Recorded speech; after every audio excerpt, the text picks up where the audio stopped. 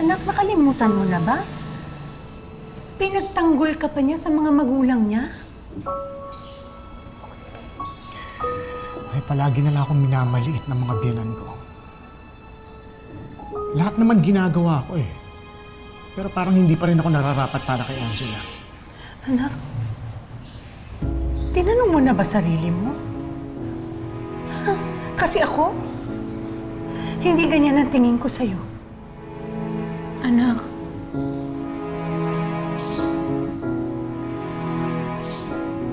noon pa man, hindi ka na talaga gusto ng mga magulang ni Angela. Pero anong ginawa ni Angela? Pinakasalan ka pa rin.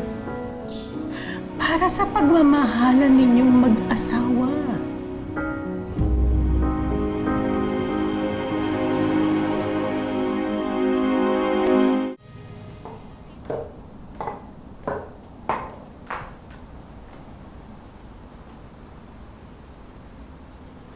Sorry.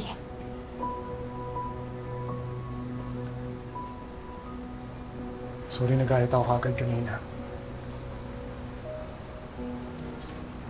Kalimutan ko na nag-aalala ka rin para kay nanay. Salamat din at nakagawa ka ng paraan para hindi na siya matakot.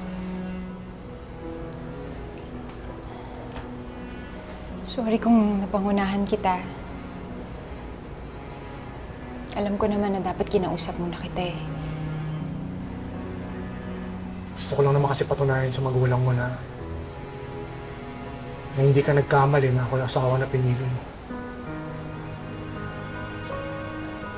Kapag natanggap nila ako, magkakaayos na kayo, di ba?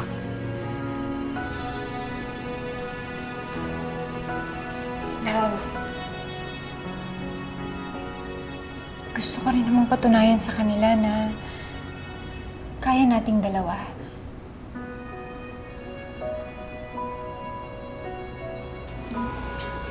Kaya please lang. Please lang, huwag na tayong mag-aaway. Magkakampi tayo, di ba? Tama naman. Kasawa tayo.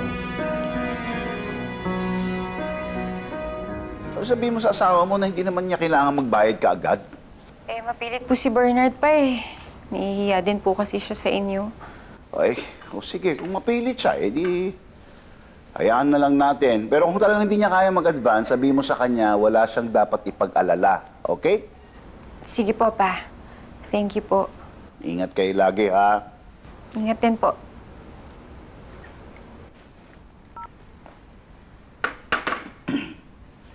Magbabayad na at tinatanggihan mo pa? Hindi naman natin kailangan ng pera. Bibigyan pa natin ng dagdag intindihin ng mag-asawa.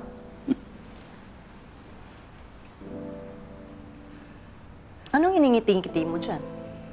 Eh, kasi ang sabi mo, si Bernard, inaasa lahat ng problema ng nanay niya kay Angela. O, iyan. This is proof. Mali ka.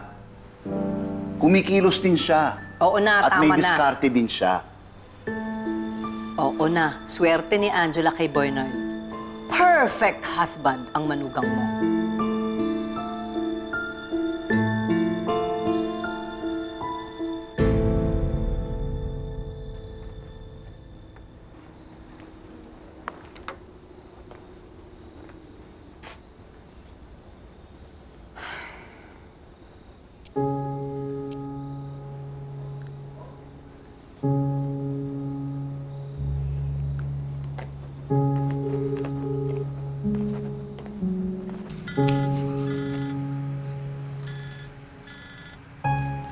Love! Hello, love? Nasaan ka na? Akala ko sandali ka lang. Oh, sorry, love. Ito na. Bakit ang tagal mo? Love, sorry. May dumating kasi na bagong kliyente. Eh, nag-present na rin ako. Sayang ang laki ng project eh. Pero ito, love, palabas na. Okay, sige, ingat ka ha. O, initin ko na yung niluto ko. Sige, see you, love. Love you. Okay, love you. Bye-bye.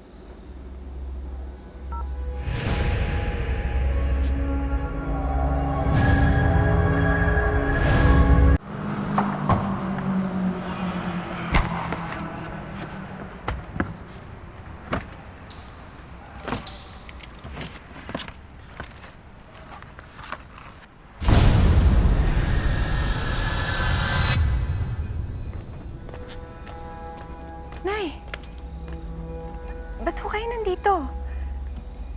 Pasok po tayo sa loob. Nagluto po ako ng hapunan. Tara po. Mabuti ka talagang tao, Angela. Kaya nabiyayaan ka ng pagkakataon. Salamat po. Salamat din po sa inyo. Hindi dahil sa inyo, hindi ko po nailigtas yung asawa ko. Kahit na iligtas mo ang asawa mo, hindi pa rin natatapos sa mga problema ninyo.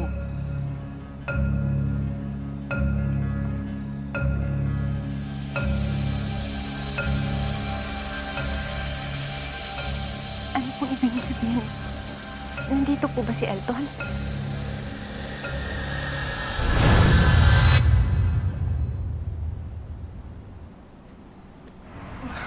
Chloe, akala ko nakaalis ka na. No, not yet. Sundan ako ni Jerome.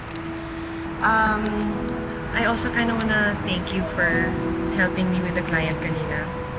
You saved me big time. So I owe you. Wala eh. No, sa akin sobrang big deal, no? Thank you talaga.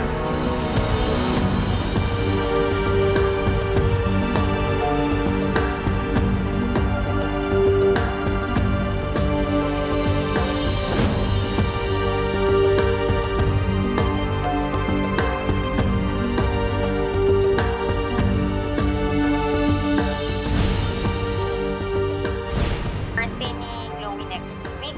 Gusto sana namin i-surprise. Pwede ka ba? Love? Lapitin ka talaga ng mga guys na mysterious, saka laging absent. Hindi naman mysterious si Jerome, no? Busy lang talaga siya. Eh si Boracay Boylet, remember? Kasal na sila. Bakit alam mo na kinasal na? May ibang taong gustong sumira sa pamilya ninyo. Love, alam kong pwedeng magkatotoo to. Posibleng mamatay ulit ako. May mauungkat daw na nakaraan.